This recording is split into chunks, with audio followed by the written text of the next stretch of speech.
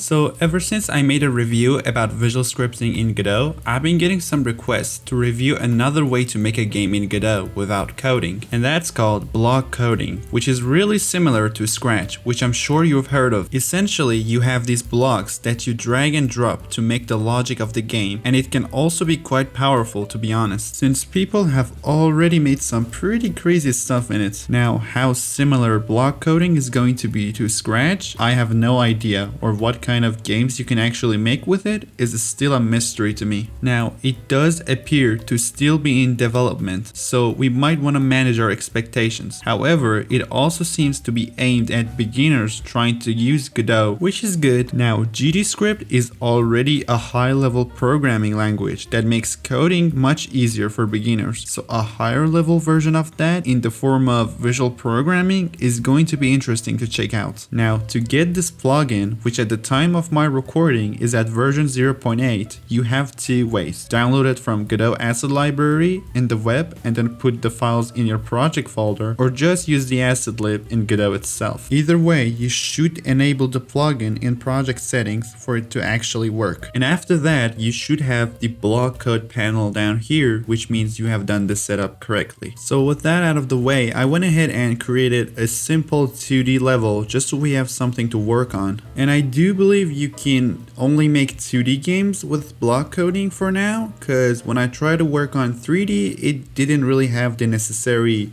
blocks. So now let's go ahead and set up the player, which I'm just going to use a character body 2D. And just to test this out, I'm going to use the Godot logo, and obviously you want to use your own logo on your game, but since everyone has access to this logo, we're going to be using this for now. Now, to start with block coding, you can't just click on your node and attach script. You can see that there is no option for block coding here, and that's because you actually need to add it as a node. It's called a block node, and you add it on the node that you want to be programmed, so it's going to be a child of that node. And so now if you click on that node, you can see that the block code opens for us, so we can start making the logic for our game here. To start us off, let's go simple. Let's try to move this player whenever we hit our A and D keys. Now I have my input map set up, so forward is D, backward is A, and we have a jump, which is space. And the first thing I wanted to do was, there is actually a move with keys on input, which is I think already made for us. And if you actually click on this show generated script,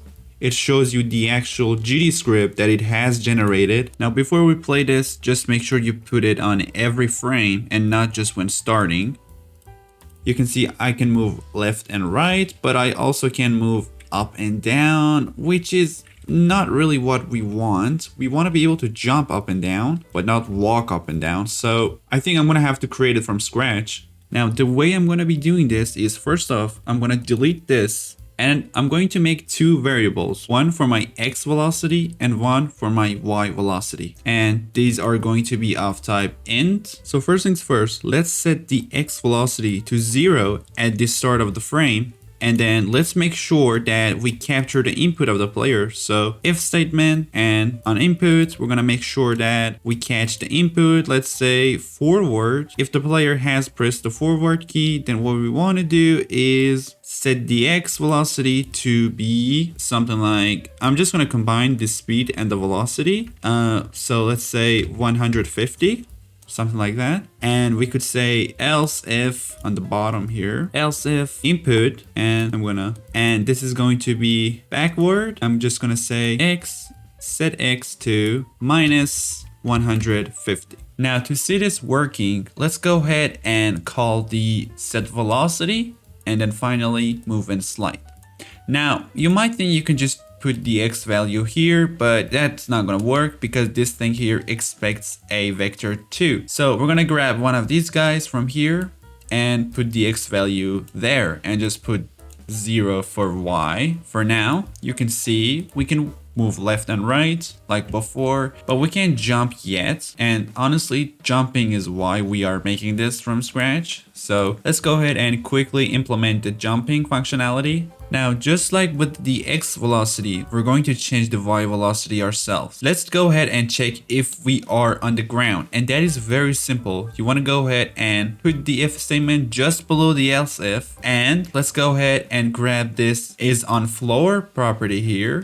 This is just going to say if our character is making contact with the ground or not. Now, here's the thing. If we are making contact with the ground, then what we want to do is to basically set the Y velocity to a jump power, basically. So I'm going to go ahead and say if we are on the ground and if we are pressing the jump button, so that is going to be jump, and I'm going to change this to just pressed. And what we want to do is basically just set the Y to something like minus 200 for now. And and let's say if you are not on the ground, what we want to do is just set a random, or not random, let's just set a gravity. I'm gonna just say set Y to, and I'm actually going to add to the Y. So to do that, you just want to go ahead and grab this addition operation here, put it here, and then grab Y and just say, I don't know, add something like 5 to it. But we don't want to just add to it forever. So we want to be able to control it somehow so it doesn't overflow. So I'm just going to say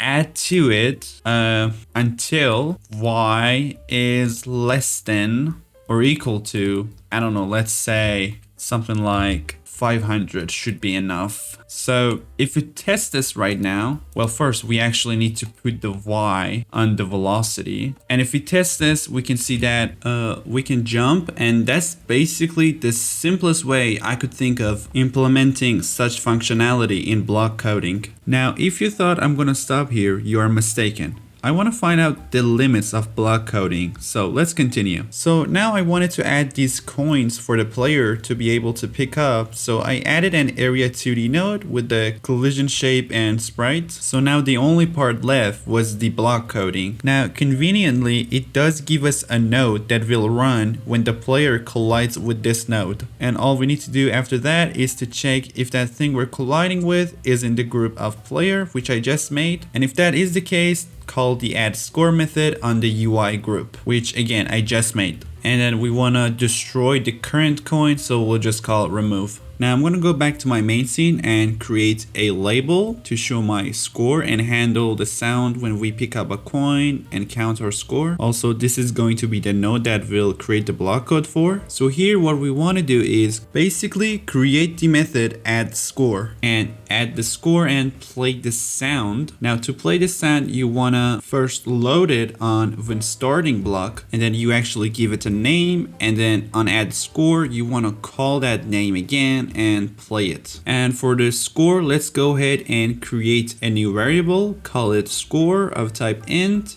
and then add to it by 1. Finally, we want to make sure that we display our score using the label. Now, don't forget to add the groups to the player and UI, otherwise it won't work. Now, when I tried to run this, it gave me an error because I was apparently trying to assign an integer to a string variable. And that was because in my label code, you have to cast the player's score to a string before you set the text. And you can see that in the generated GD script that it is not casting it automatically. And I really didn't find any blocks to fix this, so I decided to change the generated GD script directly, and you can see it is actually a very easy fix, so I really hope they fix it in the future, since I think they've already done a good job with this plugin. And so this is basically the final result. Honestly, I kinda enjoyed this plugin. It was very easy to use and interesting. But I hope they fix that problem I mentioned and also add a couple of more blocks and maybe also support 3D. But yeah, tell me what do you think about this plugin in the comment section. And as always, thanks for watching. See you soon.